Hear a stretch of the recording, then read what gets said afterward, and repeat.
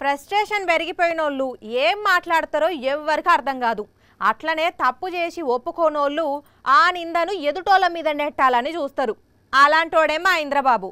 ఇప్పుడు ఆయనకు గాజు గ్లాసు భయం పట్టుకునుడుతోని ఆ నిందను వాళ్ళ మీద వీళ్ళ మీద నెట్టాలని చూస్తున్నాడు. వాట్ ఇస్ దిస్ అంటే మీరు ఏం చేస్తున్నా చెల్లిపోతుంది అనుకుంటా ఉన్నారా? మీ ఆటలు సాగని మనం 14 ఏళ్ళు సీఎం గా పని చేశాను, ఢిల్లీలో చక్రాలు తిప్పాను. ఇదంత ఘోరం, ఇంత ఘోరాన్ని నేను ఎప్పుడూ చూడలేదు. దిస్ ఇస్ వెరీ దారుణం.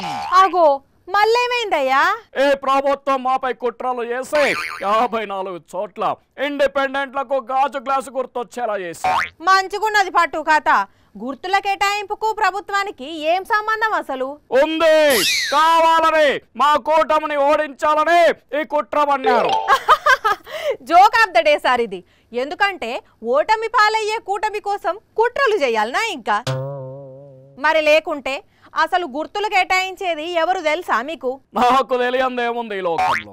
గుర్తులు కేటాయించేది ఎలక్షన్ కమిషన్. మరి అట్లాంటప్పుడు దీంట్లో ఈ ప్రభుత్వానికి ఏం సంబంధం ఉండదని ఊర్లుతున్నావు? మాకు ఎగనిస్ట్ గా ఏది జరిగినా మేం ప్రభుత్వాన్ని అంటాం, మేమంతే.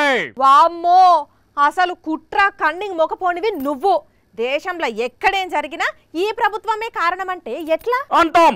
ఇంకా చాలా అంటాం. ఎండలు 45 డిగ్రీలు దాటడానికి కూడా కారణం ప్రభుత్వమే. గల్ఫ్ లో పడ్డ వర్షాలకు కారణం కూడా ప్రభుత్వమే. ఇంకా అది నోరా మోరా? ప్రకృతి వైపరీత్యాలకు ప్రభుత్వానికి ఏంది లింకు?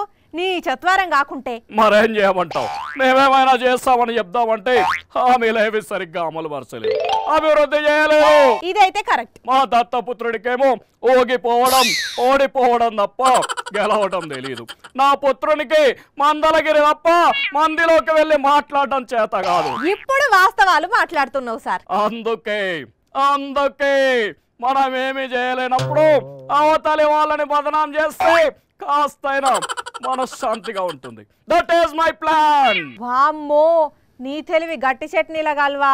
మీరు అధికారంలో ఉన్నప్పుడు పని చేయకుండా దోసక తిని ఇప్పుడు జనం కోసం పని చేసే ప్రభుత్వం మీద ఉత్తుతిగా రాళ్ళేస్తున్నారు. ఛీ, నాడు ఇక్కడ నుంచి ముందు. నేను వెళ్ళను.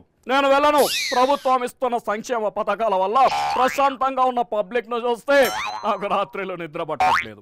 అందుకే ఏ ప్రభుత్వాన్ని మాటలంటే తప్ప నాకు మనశ్శాంతి ఉండదు. మనశ్శాంతి కాదు, మాడు బలగొడతా అక్కడ నుండి గదలకుంటే.